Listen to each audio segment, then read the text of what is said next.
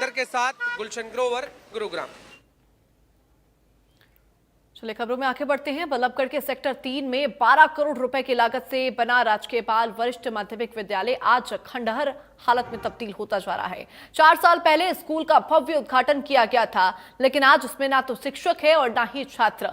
15 अप्रैल 2021 को इस hi tech school का उद्घाटन किया गया था। इतने बड़े बजट से बना यह स्कूल आज पूरी तरह से वीरान पड़ा है। शिक्षा विभाग ने पिछले 1 साल से इसे चालू करने की कोई ठोस कदम नहीं उठाए हैं। हालांकि 1 साल पहले पास के एक अन्य स्कूल में बिल्डिंग का निर्माण हो रहा था, तो वहां के सरकारी स्कूल के बच्चों को अस्थायी रूप से स्कूल में करीब 28 साल के लिए शिफ्ट किया गया था। लेकिन जैसे ही उनकी नई बिल्डिंग तैयार हुई, वो वापस चले गए और तब से ये स्कूल खाली पड़ा है। स्कूल में रह रहे चौकीदार से बात की और उन्होंने बताया कि पिछले काफी समय से इसमें बच्चे पढ़ने नहीं आते हैं और स्कूल इसी तरह से खंडर हालत में पड़ा है। सेक्टर 3 की जो +2 की बिल्डिंग बनकर तैयार हुई थी और उस समय लड़कियों का स्कूल तोड़ के हमने उस कॉलेज को शिफ्ट करा स्कूल को, और उसके बाद ये बिल्डिंग खाली होगी, बिल्डिंग बनकर तैयार होगी। नया स्कूल के लिए हमने कोड की अप्लाई किया है, नए स्टाफ के लिए, नए कोड के लिए, और +2 का हमने कोविड बच्चों का जो स्कूल है उसकी मैं मानता हूँ कि जो सेशन है उसमें तक इसका प्रयास है कि नई क्लास की शुरुआत हो। इसी साल ये फाइल बनकर तैयार होगी। मैंने अभी विधानसभा में क्वेश्चन लगाया था कि बिल्डिंग बनकर तैयार है।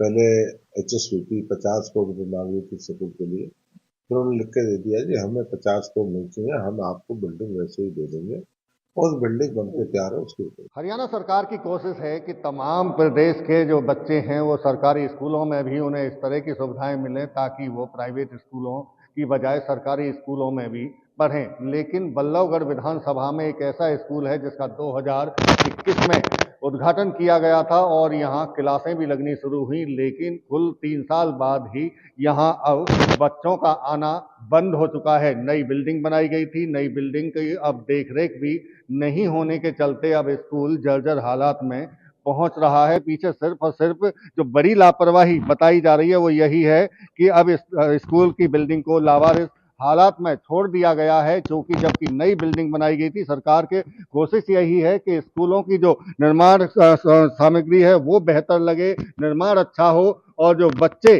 सरकारी स्कूलों में पढ़ने आए उनको बेहतर शिक्षा लेकर वो यहाँ से जाएं। लेकिन इतनी ही जल्दी इस स्कूल में आखिर ऐसा क्या हुआ कि स्कूल पूरी तरह से बंद हो चुका है और अब स्कूल की बिल्डिंग के हालात इस तरह के हो गए हैं कि अब ये बेहद खराब स्थिति में पहुंच चुका है। देखेंगे आप, ये देखिए यहाँ से प्लास्टर और ये सब कुछ यहाँ से झड़ना शुरू हो चुका है, दरवाजे बेकार हो चुके हैं, गंदगी पूरे स्कूल परिसर में आपको दिखाई देगी। सवाल करते हैं कि कोई बाहर का कोई नहीं आवे, जामे कोई पंखे फंखे लगे हैं, कोई पैसे ना कोई ले जाए, ये देखभाल करते हैं। तनख्वाह कौन देता है? तनख्वाह नहीं मिलती है यहाँ। बच्चे कभी आते देखे? नहीं, इसमें नहीं देखा है मैंने।